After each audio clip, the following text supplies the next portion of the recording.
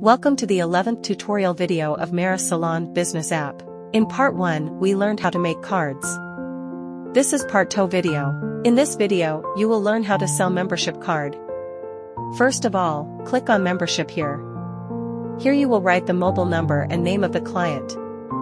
We will select the card, the one we had created is showing here. We'll select a card. Amount and validity will come automatically. Below, we will fill the receive amount as we will receive cash or online. The total amount received should be the total amount received by combining both.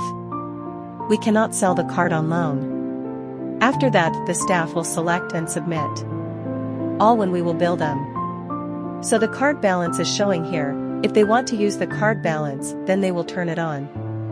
One special thing to be noted here is that if we turn on the card balance, then only the service will come here and the product will not show because the balance we have given is only for service.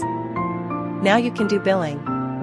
In part 3, we will learn how to view membership card details. Thanks for staying connected with us.